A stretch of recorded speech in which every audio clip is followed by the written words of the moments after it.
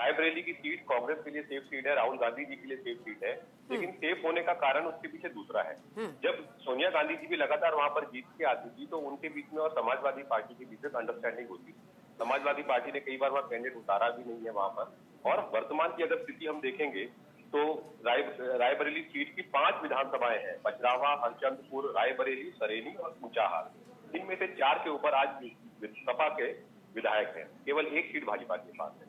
तो सीधा सा दिखाई देता है कि ग्राउंड के ऊपर सपा का जो संगठन है वो मजबूत है और इसी का अब आपके अलायंस में है सपा और कांग्रेस पार्टी, तो वो सारा का सारा वोट सपा के लोग वोट बैंक जो है वो इधर शिफ्ट हो जाएगा कांग्रेस से। तो रायबरेली वो सेफ सीट राहुल गांधी जी के लिए पहले इसी रास्ते से हो जाती है वहां पर। और अमेठी के अंदर चीजें दूसरी हैं। अमेठी के अंदर भी 5 विधानसभाएं हैं, वहां पर तिलोई, सालौन, जगदीशपुर, गौरीगंज और अमेठी। यहाँ पर 3 में भाजपा की सीट है, केवल अमेठी और गौरीगंज में सपा के विधायक हैं। तो वहां पर टाइट फट। देखिए अभी यदि हम पूरे सिनेरियो को देखते हैं, देखिए परमवीर जी, हम पूरे सिनेरियो को देख लें, उत्तर प्रदेश में तो 17 सीटों पर कांग्रेस लड़ रही है। दारोमदार जो आ जाता है अपने आप ही समाजवादी पार्टी के ऊपर आ गया है। तो समाजवादी पार्टी ये कह सकते हैं पहला मतलब सामने जो है फ्रंट पे जो है समाजवादी पार्टी ही यहाँ पे नजर आपको आएगी।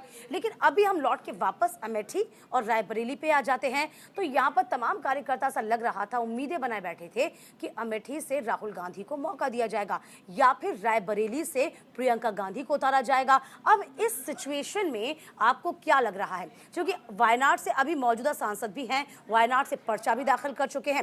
अब रायबरेली से मान लीजिए जीत जाते हैं, दोनों सीट से राहुल गांधी यदि जीत जाते हैं तो यहां पर जाहिर सी बात है कि जो सीट छोड़ी जा सकती है वो रायबरेली की होगी। तो तब ऐसी क्या स्थिति नजर आ पा रही है कि तब ये जो सीट है वो प्रियंका गांधी के खाते में जाएगी? इससे पूरे सिनेरियो को कैसे समझे हम?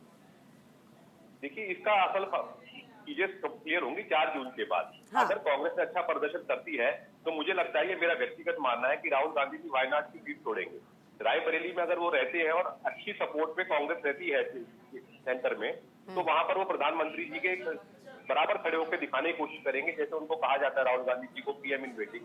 तो अगर वो वहां पर रायबरेली से रहते हैं तो वो डायरेक्ट टक्कर दे सकते हैं भाजपा को और प्रधानमंत्री जी मोदी जी को। लेकिन वायनाड की सीट से अगर वो रहेंगे वहां पर तो उधर से साउथ इंडिया के अंदर देखिए भाजपा का भी कम है कैडर और और कांग्रेस का भी कम है, वहां पर क्षेत्रीय दलों का लेफ्ट का ज्यादा जोर है। तो मुझे नहीं लगता है कि वायनाड की सीट रिटेन करेंगे राहुल गांधी। रायबरेली की सीट उनके लिए सेफ है और यूपी के अंदर सबसे ज्यादा एमपी देश के अंदर आते हैं और एक प्रथा चली आई है काफी टाइम से, जबकि इसमें ऐसा कोई दम नहीं होता है कि प्रधानमंत्री बनने का रास्ता यूपी से होकर निकलता है। तमाम पार्टियों के लोग, कांग्रेस के लोग भी ऐसे ही करते थे, भाजपा के लोगों ने भी उसी ट्रेंड को जारी रखा है। तो मुझे लगता है कि अगर 4 जून के बाद अगर कांग्रेस अच्छा प्रदर्शन करती है तो राहुल गांधी जी रायबरेली की सीट ही रिटेन करेंगे, वो वायनाड को छोड़ सकते हैं। मुझसे पहले भी टीवी डिबेट में पूछा गया था कि अमेठी और रायबरेली, तो मैं लगातार 3 दिन से यही बात कह रहा था कि राहुल गांधी की रायबरेली जाएंगे। अमेठी के अंदर उनके लिए फाइट टफ भी है और एक वो रिस्क नहीं ले सकते इसमें बड़ा।